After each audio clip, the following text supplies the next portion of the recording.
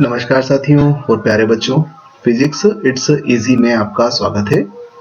हम लोग बात कर रहे हैं कक्षा 11 के अध्याय 15 और अध्याय का नाम है तरंग। अभ्यास क्रमांक है हमारा 6। आइए देख लेते हैं।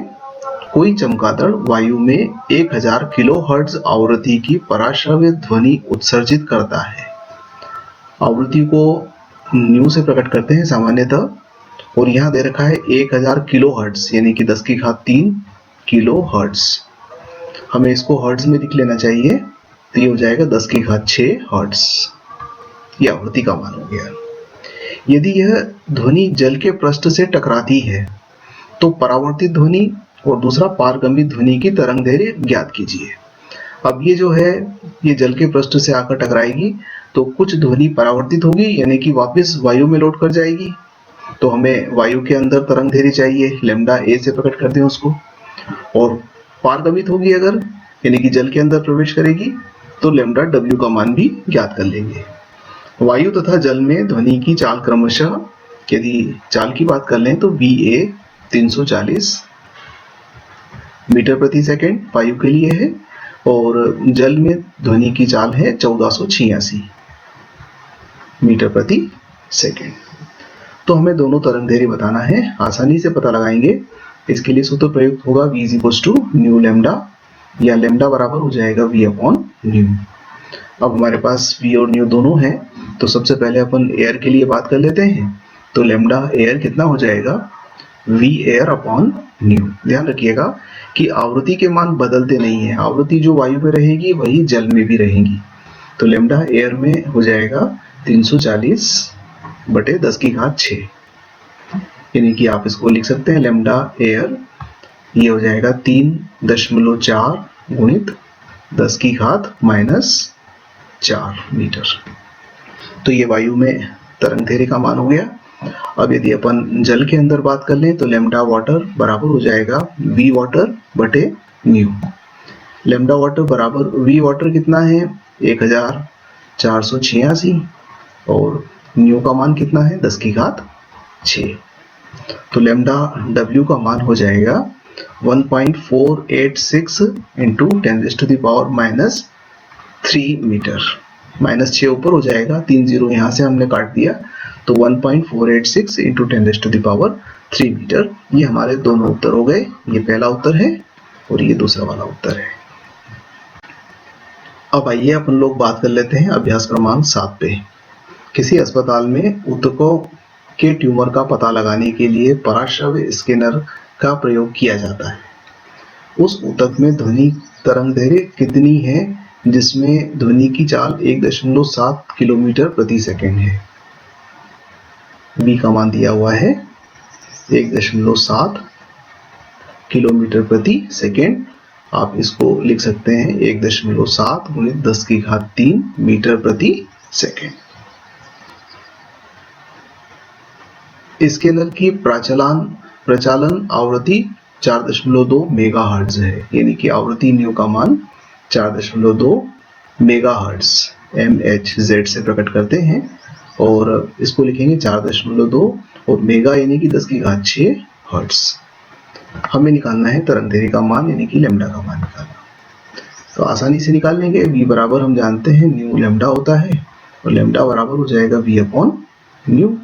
अब आप मान रखिएगा, तो लैम्डा बराबर क्या हो जाएगा, V का मान रख देते हैं 1.7 गुणित 10 की घात 3 और न्यू का मान हो जाएगा 4.2 गुणित 10 की घात 6।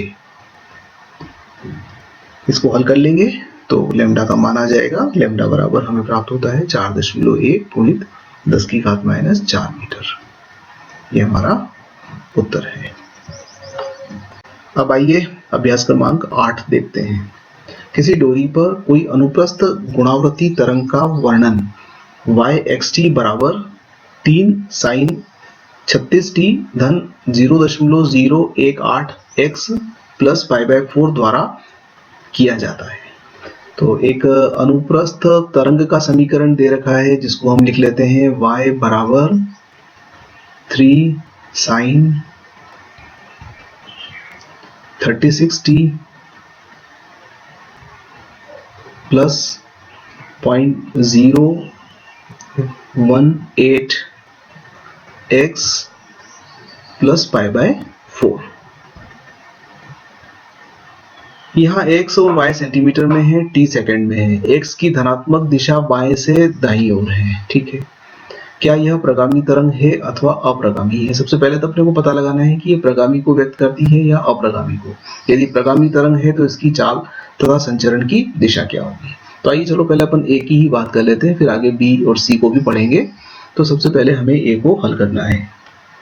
तो देखिए, प्रगामी तरंग का समीकरण, सामान्य समीकरण होता है y a sin omega T plus के एक्स प्लस फाई।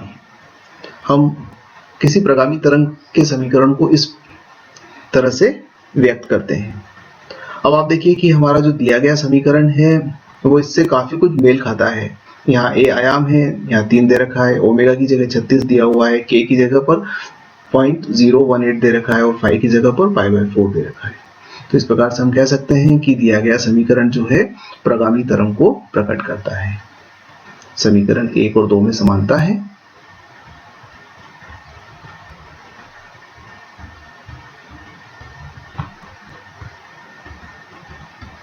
समानता है, अतः प्रगामी तरंग को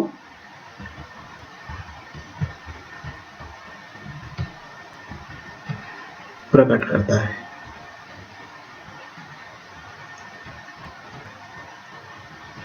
ठीक है, एक बात क्लियर हो गई। अब हमें इसकी चाल निकाल लेनी है और दिशा के बारे में भी बात कर लेंगे। तो इसकी चाल के लिए हम जो उपयोग में लेते हैं, आप देखिए कि ओमेगा का मान कितना है। ओमेगा बराबर है 36 और ओमेगा बराबर क्या होता है, हम जानते हैं कि ओमेगा बराबर होता है 2 पाई न्यू। तो न्यू बराबर क्या आ जाएगा 36 अपॉन 2 पाई, यानी कि 18 बटे पाई हर्ट्ज। ये आवृत्ति आ गई। अब के एक्स, तो के का मान कितना है, के बराबर दिया हुआ है इसमें 0.018 और हम जानते हैं कि के क्या होता है, तो के बराबर होता है 2 पाई बाय लैम्डा। इसको तरंग संख्या बोलते हैं और उसको 2 पाई बाय लैम्डा से व्यक्त करते हैं। तो आप यहाँ से लैम्डा का मान निकाल सकते हैं। तो लैम्डा बराबर कितना हो जाएगा 2 पाई अपॉन 0.018, ये के का मान आ गया।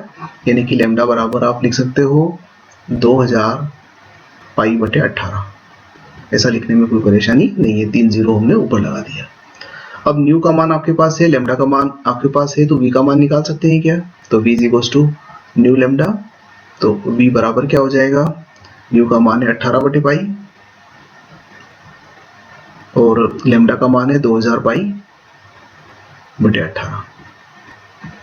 तो v का मान आ गया हमारे पास, v आ रहा है 2000। तो मात्रा जिसने सेंटीमीटर कहा है तो सेंटीमीटर प्रति सेकंड, या v को व्यक्त कर सकते हैं 20 मीटर प्रति सेकंड। तो ये हमारा ए वाले पार्ट का उत्तर हो गया। अब कहता है कि दिशा क्या होगी। तो ध्यान दीजिएगा कि जब x में यहाँ पर प्लस आता है, ये जो है महत्वपूर्ण बात है कि ये जो प्लस के साथ अगर आया है तो ये ऋणात्मक दिशा को व्यक्त करेगा, यानी कि दिशा जो होगी दाएं से बाईं ओर होगी। तो दिशा दाएं से बाईं ओर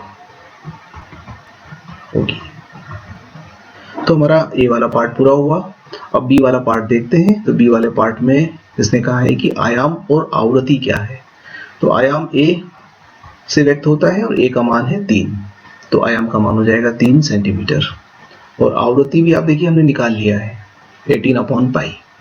तो न्यू बराबर हो जाएगी 18 अपॉन पाई हर्ट्ज, ये इसकी आवृत्ति हो गई। अब नेक्स्ट सी में कहता है कि उद्गम के समय इसकी आरंभिक कला क्या है। उद्गम के समय आरंभिक कला फाई से प्रकट होती है, तो वो कला का मान है पाई बाय 4। ये भी हमारा एक आंसर हो गया। ये तो तीनों आंसर है हमारे। अब डी में कहते हैं कि इन तरंग के 2 क्रमानुगत शिखरों के बीच की न्यूनतम दूरी क्या है। तो इसको हम लैम्डा से प्रकट करते हैं, यानी कि तरंग की लंबाई या तरंग दैर्घ्य कहते हैं, तो ये ज्ञात करना है। तो देखिए लैम्डा भी हम निकाल चुके हैं पहले, तो लैम्डा का मान हो जाएगा 2000 पाई अपॉन 18, या फिर आप इसको लिख सकते हैं 1000 पाई अपॉन 9 सेंटीमीटर के अंदर। चाहे तो इसको हल कर लें, तो ये आ जाएगा लैम्डा बराबर 348.89 सेंटीमीटर, या लैम्डा बराबर 3.49 मीटर। ये हमारा आंसर है। तो ये सारे आंसर्स हो गए। धन्यवाद।